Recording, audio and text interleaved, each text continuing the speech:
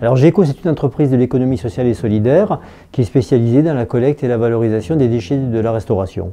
Donc en fait, notre travail, c'est d'aller collecter les déchets des restaurants. Alors c'est principalement les huiles de friture et les biodéchets. C'est vrai que le côté, voilà, le Nord c'est la frite et on fait du biocarburant grâce aux frites, bon, ça a été un point de départ quand même pour nous.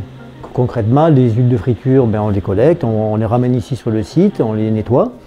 On les transforme ensuite en biocarburant et ce biocarburant il est revendu à des utilisateurs qui vont s'en servir pour faire rouler leur véhicule. On a une grosse activité de recherche et développement, ce qui fait que notre process de transformation d'huile en biodiesel a été conçu par nos chercheurs en fait, en collaboration avec l'Université de Lille. Ce qui fait qu'on a ici un procédé qui est complètement innovant et qu'on espère ensuite répliquer sur d'autres territoires.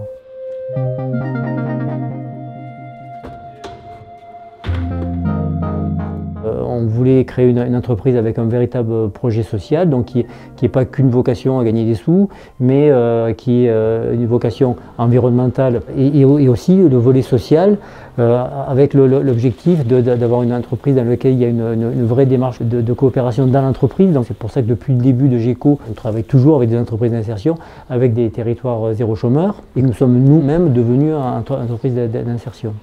Donc le projet social, il est vraiment très fort chez nous et ça se traduit aussi par des partenariats. On cherche toujours à développer prioritairement une approche partenariale avec les gens avec qui on travaille. Ce sont des restaurants de tout type, restaurants traditionnels, snacks, restauration collective, cantines scolaires. On a aussi les déchetteries des collectivités que nous collectons. McCain, donc voilà, c'est différent. Là, on ne fait plus de la collecte en camion ou en tréporteur, c'est on fait de la collecte en camion-citerne. C'est un partenariat qui existe depuis 2014 où en fait, ils ont cofinancé notre projet de recherche et développement.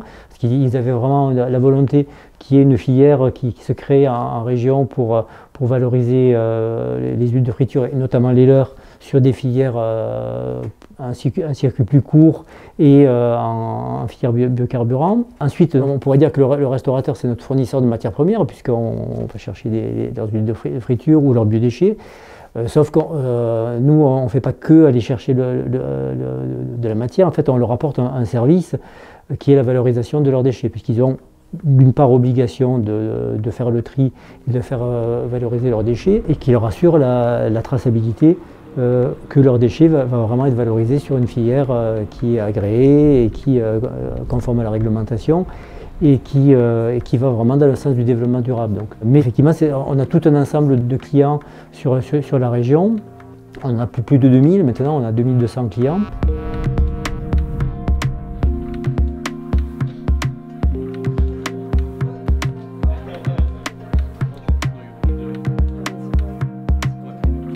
Alors le territoire d'action en termes de collecte, il est sur l'ensemble de la région des Hauts-de-France. Après, donc, nous avons une autre action, mais qui du coup n'est pas de la collecte, mais qui est de l'accompagnement ou du réseautage en fait, sur une bonne partie du territoire français, à peu près 60% du territoire, où nous travaillons avec différents acteurs qui font le même métier que nous, et de pouvoir ensuite transférer du savoir-faire et de la technologie qui a été développée chez nous, ou même chez d'autres partenaires, hein.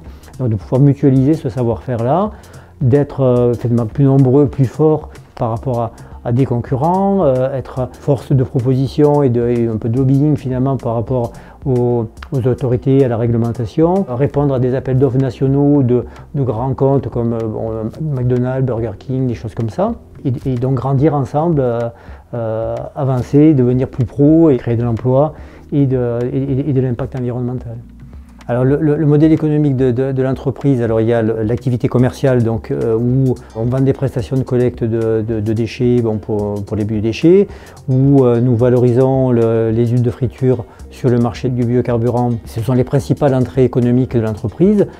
Ensuite, nous bénéficions de subventions publiques donc de l'État français ou de l'Europe ou de la région en fait, pour nos activités de recherche et développement. Donc, il y a aussi les aides liées aux entreprises d'insertion, donc l'aide au poste, qui contribue donc au financement de l'activité d'insertion.